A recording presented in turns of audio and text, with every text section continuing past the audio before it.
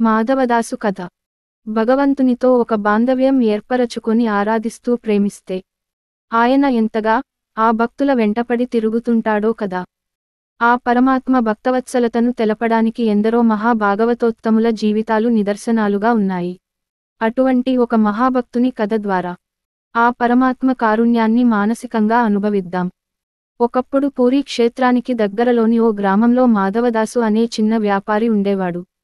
అతడు ధర్మబద్ధమైన వ్యాపారం చేస్తూ, లభించిన దానితో తృప్తిగా జీవనం చేస్తూ, దైవ చింతనతో ఉండేవాడు. దైవానుగ్రహం వల్ల తనకు లాభాలు వచ్చినా, ఆ ఆస్తులతో అంతే తృప్తిగా జీవించేవాడు. కాలక్రమంలో ఆయన భార్య గతించింది. పిల్లలు పెళ్లిళ్ళు అయిపోయి స్థిరపడ్డారు. అప్పుడు ఆయన తనకున్న ఆస్తిపాస్తులను పిల్లలు అందరికీ సమానంగా పంచేసి, తను పూరీకి వెళ్ళాడు. అక్కడే జగన్నాథుని సన్నిధిలో ఆ స్వామి నామస్మరణతో జీవితం వెళ్లదీయాలనుకున్నాడు. కట్టుబట్టలతో వెళ్లడంతో చూడడానికి బిచ్చగాడిలా కనిపించాడు గుడిలోని అర్చకులకు. అందువల్ల అక్కడి వారు ఆయన్ని గుడిలోకి రానివ్వలేదు. అక్కడే దూరంగా ఉండి స్వామినే స్మరిస్తూ కూర్చున్నాడు. 4 రోజులుగా తిండి లేకపోవడంతో ఒక రాత్రి సొమ్మసిల్లి పడిపోయాడు. జగన్నాథుని నామస్మరణ మాత్రం ఆపలేదు. అప్పుడు జగన్నాథుడికి జాలి కలిగింది. అమ్మను పిలిచి ఇలా మాట్లాడాడు. రుక్మిణీ, నా భక్తుడు చూడు. ఆహారం లేక సొమ్మసిల్లి పడిపోయాడు. నువ్వు మనకు పెట్టిన ఈ నైవేద్యం తీసుకుని వెళ్ళి ఇవ్వు.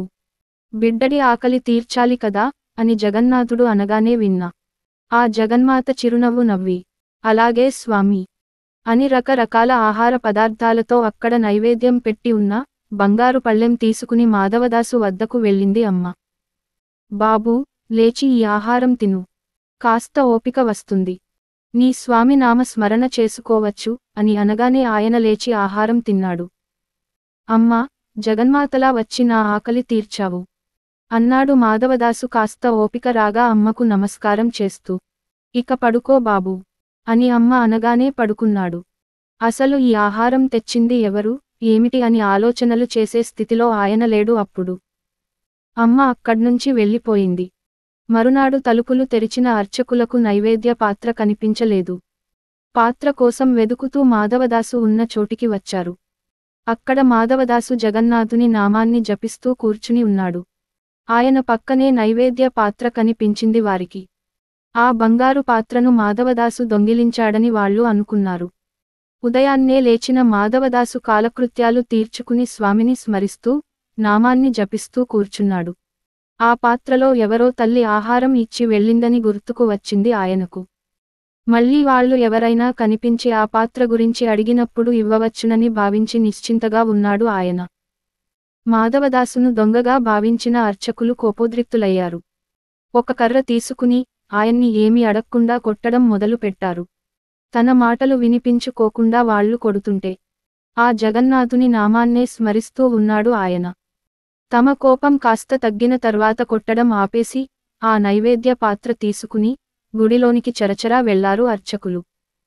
లోపలికి వెళ్లి జగన్నాథుని వంక చూసి ఆశ్చర్యపోయారు.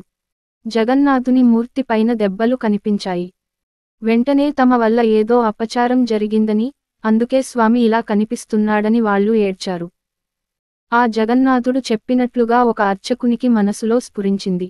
మనం అపచారం చేశాం. బయట ఉన్న అతన్ని కొట్టాం కదా. ఆయన జగన్నాథుని భక్తుడు అయి ఉంటాడు. స్వామి యొక్క పరమ భక్తుడు అయిన వ్యక్తిని కొట్టాం.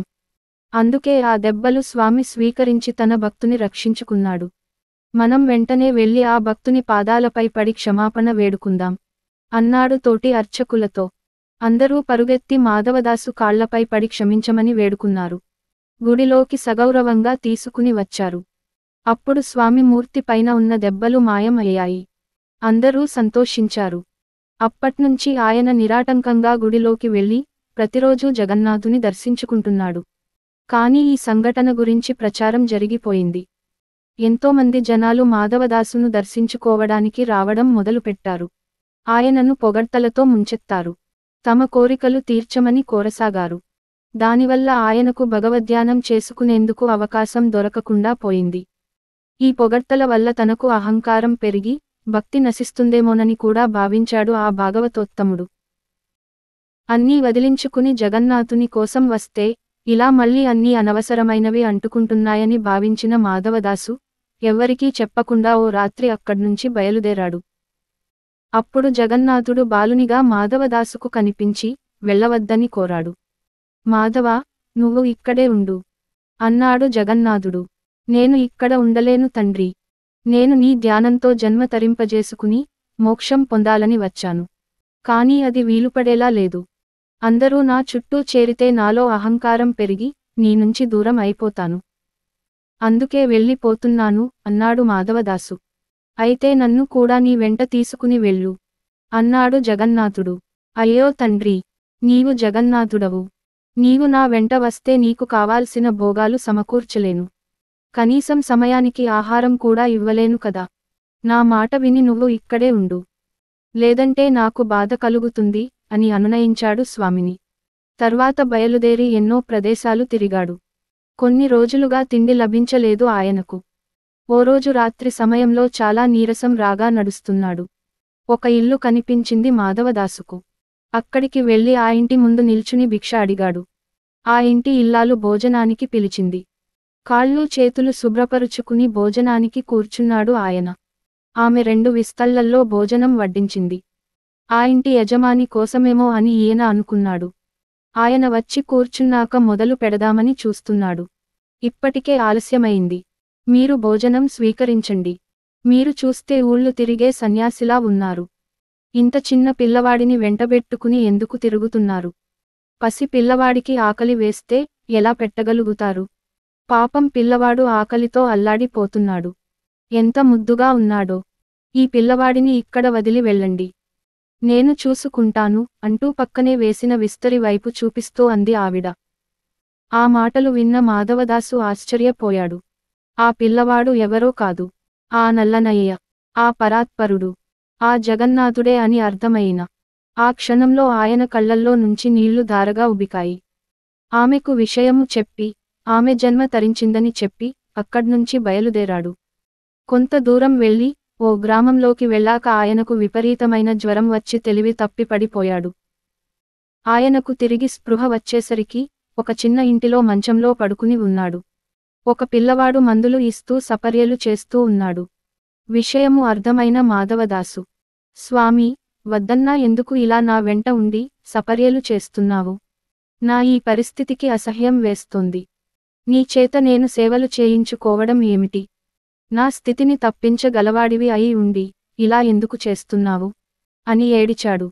నీ కర్మ ఫలం ఇంకా 15 రోజులు అనుభవించవలసి ఉంది. అది అయిపోతే నీవు మోక్షం పొందుటకు పూర్తి అర్హుడవు అవుతావు. కాని నీ భక్తికి వసుడిని అయ్యాను. సర్వదా నన్నే స్మరిస్తూ ఏ కష్టానికి చలించని నీ వంటి భక్తులను ఎలా వదులుకుంటాను? అందుకే నీ వెంటే ఉంటున్నాను. నీవు అన్నట్లుగా నేను కర్మ ఫలం తీయగలను. కాని నీవంటి మహాభక్తునికి కొడుకుగా సేవ చేయడం నాకు ఎంతో ఆనందాన్ని కలిగిస్తుంది.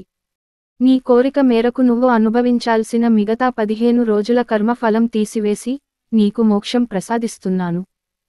అయితే నీ చరిత్ర అందరికీ తెలిసి నీ భక్తిని అందరూ స్మరించుకోవాలి. అందుకోసం నీ 15 రోజుల కర్మఫలం అయిన జ్వరం నేను స్వీకరిస్తున్నాను అని చెప్పి ఆయనకు ముక్తిని ఇచ్చాడు ఆ జగన్నాథుడు.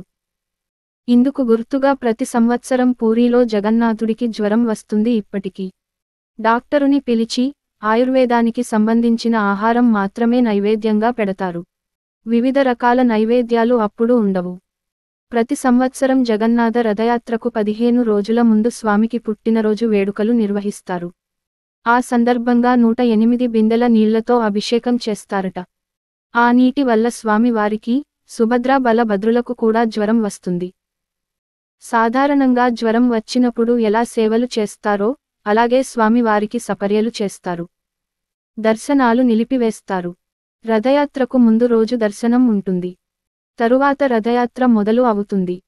ఇటువంటి భక్తుల చరిత్ర చదివినా, విన్నా మనసు ఆ దేవదేవుని పాదపద్మాలకు చేరకుండా ఉంటుందా? తప్పకుండా మన మనసు ఆయనను చేరుకుంటుంది. తన భక్తుల గురించి వింటే, చదివితే ఆయన మహదానందం పొందుతాడు కదా. జై జగన్నాథ. సర్వం శ్రీకృష్ణార్పణమస్తు. ప్రియ శ్రోతలు, ఈ కథ మీకు నచ్చితే లైక్ చేయండి, కామెంట్ చేయండి, షేర్ చేయండి. ధన్యవాదాలు.